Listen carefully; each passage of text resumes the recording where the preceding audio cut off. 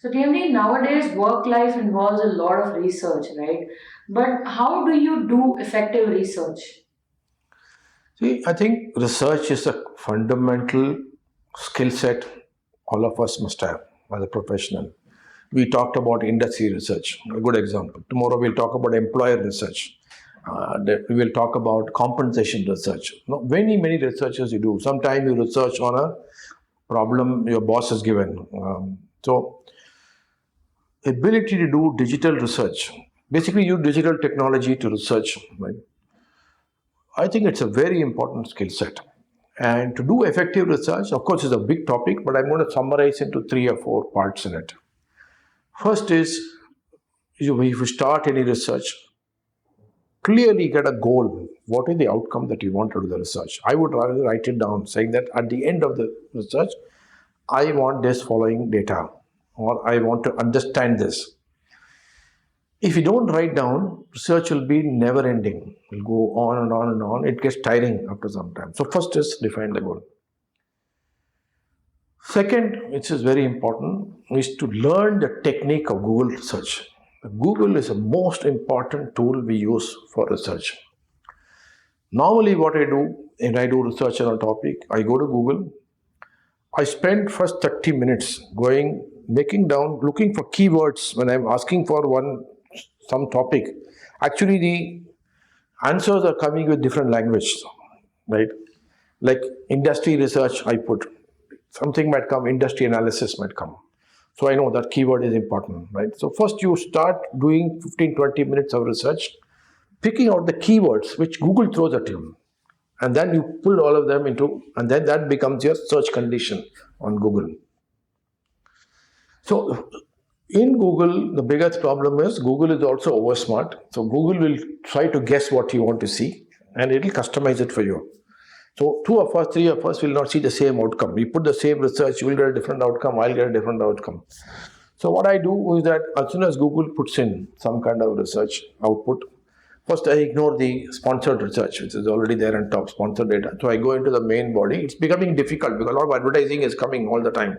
So you got to consciously stay away from advertising because advertising guys' intention is to take you to their website. So they want to distract you. Stay on the research and quickly first two or three in the first page, maybe two or three in the second page, third page, three or four. Just randomly see what the kind of things are coming. And Google on the top also put some standard questions. So to frame your question better, it helps you. So sometimes I use that question to search better. Or when the research results come, I go to page 1, page 3, page 5 and just see some randomly what is coming. So that is the second part, not to get distracted and stay on course. Once you know the outcome and you stay on course and you're learning quickly, this is what you call machine learning or human learning. You don't go with a closed mindset, look for whatever. Learn from what Google is throwing at you. That's the second part of it. And the third part of the research is finally to check the veracity of the information. So what we'll do, for example, the most common mistake all of us do, Wikipedia is not accurate. Many people don't know. I also use Wikipedia quotation. For not so important meetings, I use Wikipedia because it is an indicative information. It's not accurate information.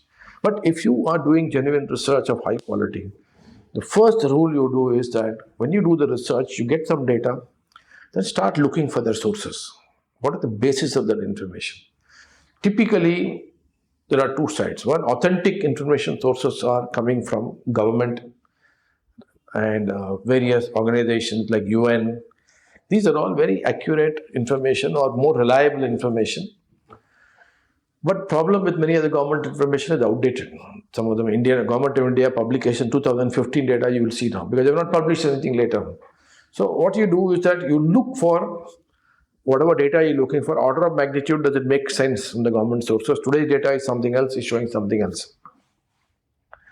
So first is go to high veracity sites. One is of course the government sites I talked about. Second is look for published information from established sources like large publications like Forbes, or some people look at Harvard Business Review, or you might look at something in Times of India. So you look for economic terms, look for publications which have a higher reputation, because they take the care before they publish it. They want to be sure what the information they're publishing. So the third part is continuously be aware that people are trying to put wrong information in front of you, especially if you do research on a company.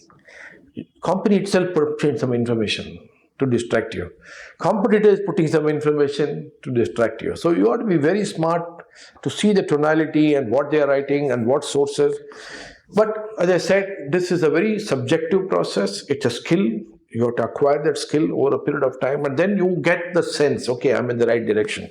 But you better stop the research at some point of time. Otherwise, it can take on and on. Sometimes I get carried away with my own research because I see more data, I get more interested, more interested. So that's the risk. Apart from distraction, over research, excessive research is also a big problem.